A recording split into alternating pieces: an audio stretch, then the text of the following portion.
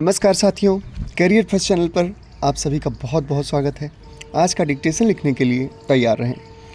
Ready, start.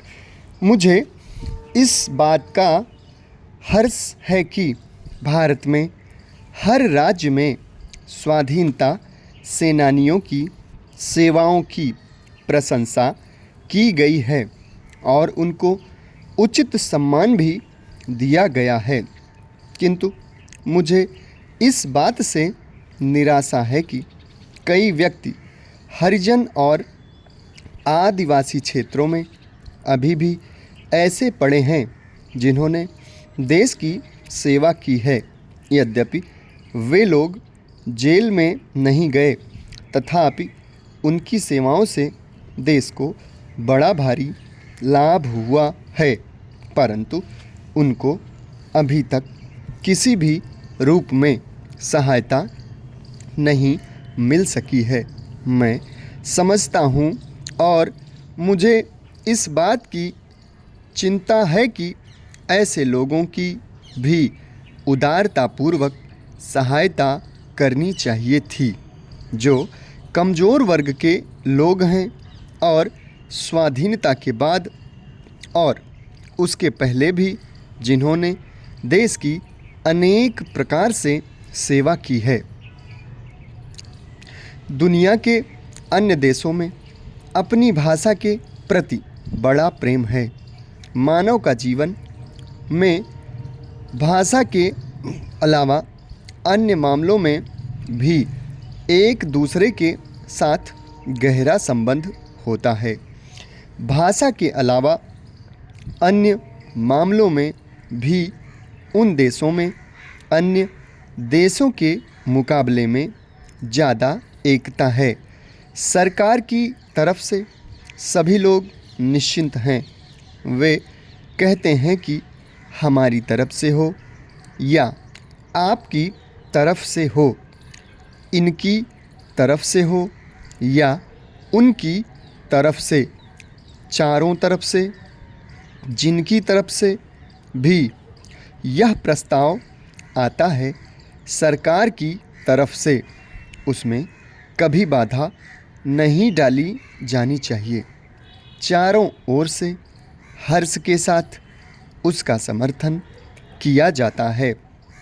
उन विषयों में जिनके बारे में उनको पर्याप्त जानकारी नहीं है, उनमें से कुछ लोग भले ही सहमति व्यक्त न करें, लेकिन उनमें से अधिकतर लोग उनके लिए अपना समर्थन व्यक्त करेंगे।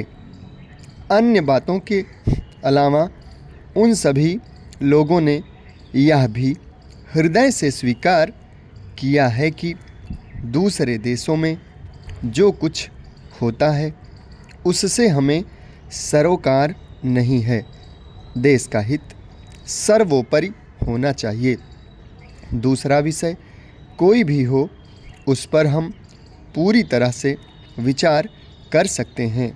देश के जो भी नागरिक हों, उनकी ओर से सदा अन्य बातों के अलावा इस बात का प्रयास किया जाना चाहिए कि वे देश का हित सदा ध्यान में रखें। सरकार की तरफ से भी यह प्रयास होना चाहिए कि अन्य लोगों के साथ साथ सरकारी कर्मचारी भी इस बात का ख्याल रखें कि राष्ट्रीय संपत्ति का दुरुपयोग न हो और देश का हित सर्वोपरि हो। सरकार की तरफ से ऐसे लोगों पर कड़ी निगाह रखी जानी चाहिए जिनकी तरफ से तोड़फोड़ की कार्यवाहियों को बढ़ावा मिलता है। स्वतंत्रता के बाद देश के नवनिर्माण में स्त्रियों ने महत्वपूर्ण योगदान दिया है। हमारे देश की संविधान सभा की सदस्य भी स्त्रियां रह चुकी हैं। राजनीति के क्षेत्र में स्त्रियों ने असाधारण सफलता प्राप्त की है। आज भी अनेक प्रांतों में विधायकों के रूप में एवं संसद सदस्यों के रूप में उनकी महत्वपूर्ण भूमिका है। भारत जैसे विशाल देश ने एक सुयोग्य एवं कर्मठ स्त्री के नेतृत्व में भारी प्रगति की है। समाप्त। धन्यवाद।